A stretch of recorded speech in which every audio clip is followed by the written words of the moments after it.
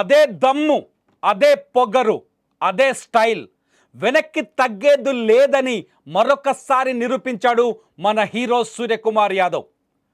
India Pakistan మధ్య జరుగుతున్న final మ్యాచ్లో కీలకమైన టాస్ విభాగం పూర్తయింది.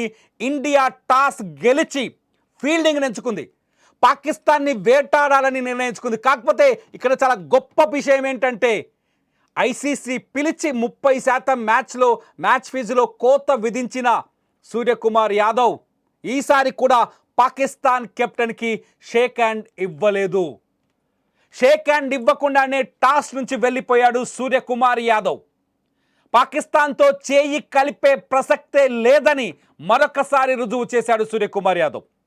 పాకిస్తాన్తో ఫైనల్ మ్యాచ్ తర్వాత, ఎందుకంటే గత 2 మ్యాచ్ల్లో గ్రూప్లో కానీ సూపర్ 4లో కానీ జరిగిన సంఘటనల తర్వాత ఐసీసీ పిలిచి సూర్యకుమార్ యాదవ్కి ఒక వార్నింగ్ కూడా ఇచ్చింది. క్రికెట్ గ్రౌండ్లో రాజకీయ ప్రదర్శన వద్దు అని. రాజకీయ ప్రదర్శన వద్దు అని చెప్పి వార్నింగ్ ఇచ్చినప్పటికీ కూడా సూర్యకుమార్ యాదవ్ తన పంధాను, తన ధోరణిని, తన పొగరును, తన దేశభక్తిని మార్చుకోలేదు. సూర్యకుమార్ యాదవ్ టాస్ గెలిచి బౌలింగ్ని డిక్లేర్ చేసి అటు నుంచి నేరుగా వెళ్ళిపోయాడు. విచిత్రం ఏంటంటే రిచీ రిచర్డ్సన్ గతంలో ఉన్న ఎవరైతే మ్యాచ్ రెఫరీ ఉన్నాడో యాండీ పైక్రాఫ్ట్ని తొలగించింది ఐసీసీ మ్యాచ్కి, ఈ ఫైనల్ మ్యాచ్కి. యాండీ పైక్రాఫ్ట్ని తొలగించి ఆయన ప్లేస్లో రిచీ రిచర్డ్సన్ తీసుకొచ్చింది. రిచీ రిచర్డ్సన్ కూడా ఏమీ చేయలేకపోయాడు. 2 జట్టుల కెప్టెన్లతో షేక్ హ్యాండ్ ఇప్పించగలుగుతారని ప్రపంచం మొత్తం ఎదురు చూసింది. క్రికెట్ ప్రపంచం మొత్తం ఎదురు చూసింది. ఇవాళ నిజంగా ఇది చాలా ఉద్రిక్త భరితమైన గేమ్.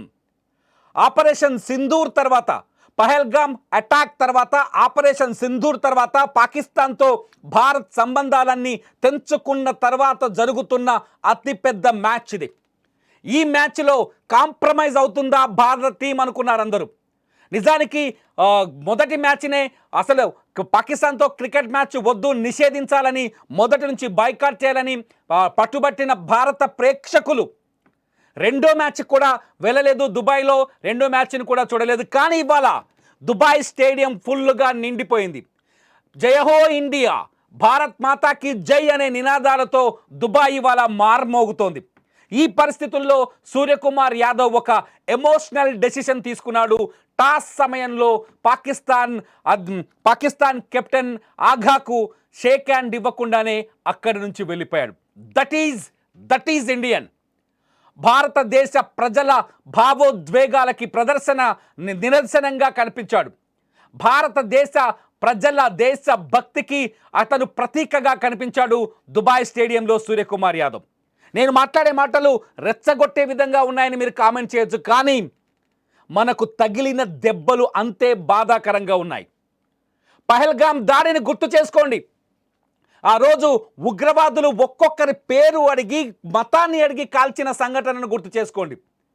అటువంటి పాకిస్తాన్తో మనకు మ్యాచ్ అక్కర్లేదని నిర్ణయించుకున్నాం. కానీ స్పోర్ట్మెన్షిప్ తప్పదు. సయోధ్య ఆసియా టీం కప్ ఆసియా కౌన్సిల్లో మనం ఉన్నాం కాబట్టి పాకిస్తాన్తో మ్యాచ్ ఆడాం. ఇక్కడ అతిపెద్ద ప్రశ్నగా మారుతుంది ఒకటే, ఎవరైతే పాకిస్తాన్ క్రికెట్ బోర్డు అధ్యక్షుడు నఖ్వీ ఉన్నాడో, మోసిన్ నఖ్వీయే ఇప్పుడు ఏసీసీకి అధ్యక్షుడిగా ఉన్నాడు.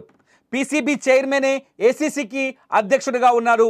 ఇవాళ ఎవరు గెలిచినా, దుబాయ్లో ఇవాళ జరుగుతున్న ఈ మ్యాచ్లో ఎవరు గెలిచినా నఖ్వీ చేతుల మీదుగానే ట్రోఫీ అందుకోవాల్సి ఉంటుంది. భారత్ గెలుస్తుందనే ధీమా ప్రతి భారతీయుడిలో ఉంది.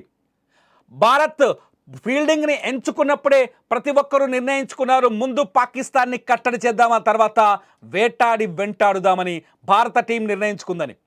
ఈసారి టీంలో హార్దిక్ పాండ్యా గాయాల కారణంగా లేడు. హార్దిక్ పాండ్యా ప్లేస్లో రింకు సింగ్ వచ్చారు.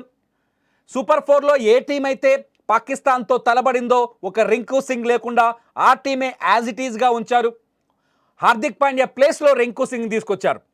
సో మ్యాచ్ గెలుపు మీద ఊహాగానాలు పెరిగిపోయాయి. మ్యాచ్ గెలుపు ఖచ్చితంగా భారత్ గెలుస్తుందనే అంచనాలు కూడా చాలా స్పష్టంగా కనిపిస్తున్నాయి. ఈ తరుణంలో మ్యాచ్ గెలిచిన తర్వాత ట్రోఫీ తీసుకుంటారా? భారత క్రికెట్ టీం, భారత cricket captain Suryakumar Yadav SKY SKY trophy తీసుకుంటాడా? పాకిస్తాన్ క్రికెట్ బోర్డ్ అధ్యక్షుడి చేతుల మీదుగా ట్రోఫీ తీసుకుంటాడా? వదిలేసి వస్తాడా? ఒకవేళ సూర్యకుమార్ యాదవ్ ఏదైనా కఠినమైన నిర్ణయం తీసుకుంటే ఆ నిర్ణయం మొత్తం ప్రపంచ క్రికెట్ చరిత్రలో ఒక ప్రత్యేకమైన భయంకరమైన దేశభక్తితో కూడిన సంఘటనగా నిలిచిపోయే అవకాశం ఉంది. పీసీబీ క్రికెట్ చైర్మన్ చేతుల మీదుగా ట్రోఫీ తీసుకోవాల్సిన అవసరం మనకుందా? ఇప్పుడు ఇదే అతిపెద్ద ప్రశ్నగా మారుతుంది. మొత్తానికైతే టాస్ గెలిచి ఫీల్డింగ్ ఎంచుకున్న భారత్ ఈ మ్యాచ్లో విజయం సాధించబోతుందా? మీ కామెంట్స్ని నేను ఆహ్వానిస్తున్నాను. భారత్కి ఆల్ ది బెస్ట్ చెప్తారా, లేకపోతే భారత్ సత్తా చాటబోతుందని మీరు ముందుగానే గెస్ చేస్తున్నారా?